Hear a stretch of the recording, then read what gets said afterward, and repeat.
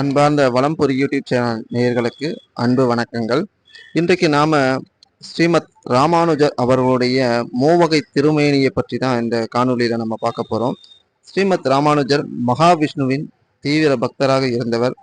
சுமார் 120 ஆண்டு காலம் வாழ்ந்து வைணவ சமயத்திற்காக தொண்டாற்றியவர். ராமானுஜர் அவர்கள் வாழ்ந்த காலத்திலே அவருக்கு கோவில் கட்டி வழிபடும் அளவுக்கு அவர் மீது பற்று கொண்டவர்கள் இருந்தனர். சிறந்த சமூக சீர்திருத்தவாதியாக அந்த காலத்திலேயே திகழ்ந்தவர். ராமானுஜர் அவர்களுடைய 3 திருமேனிகள், அதாவது அவருடைய 3 திருமேனிகளை பத்தி தான் இந்த காணொலியில நம்ம பார்க்க போறோம். அந்த 3 திருமேனிகள் என்னென்னு பார்த்தீங்கன்னா, தமர் உகந்த திருமேனி, தான் உகந்த திருமேனி, தானான திருமேனி அப்படின்ற 3 திருமேனிகளை தான் நம்ம இந்த காணொலியில பார்க்க போறோம். முதல்ல நாம பார்க்க போது அவருடைய தமர் உகந்த திருமேனி அப்படின்றது தான் பார்க்க போறோம். கர்நாடக மாநிலம் மாண்டியா மாவட்டத்தில் உள்ளது மேல்கோட்டையூர் என்ற திருநாராயணபுரம் அப்படின்ற ஊர். இந்த ஊர்ல சுமார் 12 ஆண்டுகள் அவர் தங்கியிருந்து ராமானுஜர் அவர்கள் சேவை புரிந்திருக்கிறார். அவருடைய சேவையை பலரும் பாராட்டியிருக்கிறார்கள். தாழ்த்தப்பட்டவர்கள் என்று ஒதுக்கப்பட்ட மக்களை கோவிலுக்குள் அழைத்து சென்றவர் ராமானுஜர் அவர்கள். மிகப்பெரிய ஒரு புரட்சியை அந்த காலத்திலே செஞ்சிருக்காரு. தன்னுடைய 80வது வயதுல தன்னை ஏற்றுக்கொண்ட அடியவர்களுக்காக தானே ஒரு சிற்பியை கொண்டு சிலையை செதுக்கியிருக்கார். அந்த சிற்பியை அந்த சிலையை ராமானுஜர்கள் கைகூப்பி அனைவருடையும் விடைபெறும் விதத்தில் அந்த சிலை அமைக்கப்பட்டிருந்தது. அந்த சிலையில் தன்னுடைய தெய்வீக சக்தியை அதுல செலுத்தி அதை அவர் மற்ற சீடர்களிடம் ஒப்படைத்து விட்டு அவர் சென்றிருக்கிறார். அதன் பிறகு நாராயணபுரத்தை விட்டு அவர் வெளியிருக்கிறார். இது தமர் உகந்த திருமேனி என்று அழைக்கப்படுகிறது. இன்றும் பார்த்தீங்க அப்படின்னா நம்ம அந்த கர்நாடகா மாநிலத்தில் மாண்டியா மாவட்டத்தில் போனீங்க அப்படின்னா மேல்கோட்டையூர் அப்படின்ற ஊர், திருநாராயணபுரம் என்று அழைக்கப்பட்ட மேல்கோட்டையூர் என்ற ஊர்ல இவருடைய திருமேனி அங்க இருக்கிறது. இப்பொழுது சென்றால் கூட அந்த திருமேனியை நாம நிச்சயமாக தரிசிக்க முடியும். ராமானுஜர் அவர்களுடைய முதல் திருமேனி மேல்கோட்டையூர் என்ற நாராயணபுரத்துல அமைஞ்சிருக்கிறது.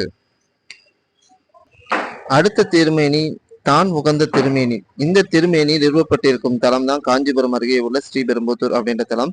ராமானுஜ பெருமாள் தன்னுடைய இறுதி காலங்களில் 120வது வயதில் திருவரங்கத்தில் தங்கியிருந்தார். அப்பொழுது அவருடைய அடியவர்கள் திருவுருவச்சிலை ஸ்ரீபெரும்புத்தூர் நிறுவ ஆசைப்பட்டனர். பின்னர் ராமானுஜன் ஆசைப்படி அவர் உருவம் தாங்கிய ஒரு சிலையை, செப்பு சிலையை செதுக்கப்பட்டது. அந்த சிலையில் தன்னுடைய தெய்வீக தன்மையை அவர் அதை செலுத்தினார். அந்த தெய்வீக தன்மை தாங்கிய அந்த சிலை தான் உகந்த திருமேனி என்று அழைக்கப்படுகிறது.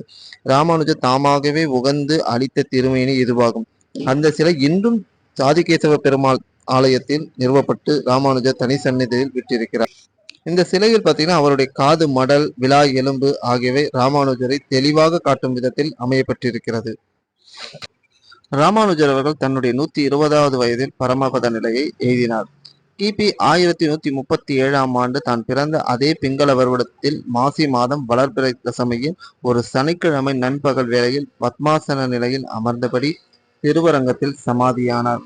அதற்கு முன்பு வரை வசந்த மண்டபம் என்று அழைக்கப்பட்ட அந்த இடம் ராமானுஜரின் திருமேனியை திருப்பள்ளி படுத்திய பிறகு உடையவர் சந்நிதி என்று அழைக்கப்படுகிறது. இங்குள்ள ராமானுஜரின் பூத உடலை இன்றும் நாம் தரிசிக்கப்பட முடியும். ராமானுஜர் அவர்களுடைய முடி, நகை, கை, நகம் உள்ளிட்டவை நாம் தெளிவாக காண முடியும்.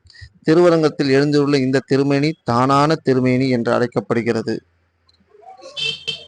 திருவரங்கத்தில் அமையப்பெற்றுள்ள இந்த திருமேனியை 1000 வருடங்களாக பாதுகாத்து வருகின்றார்கள் வைணவ பெரியவர்கள். ஆன்மீக பெரியவர்கள், பெருமாளுக்கடியவர்கள் அனைவரும் ஒன்றுதான் என்ற புரட்சி கருத்தினை கூறிய ராமானுஜரை வணங்கினால் அந்த இறைவனின் அருளையும் சேர்த்து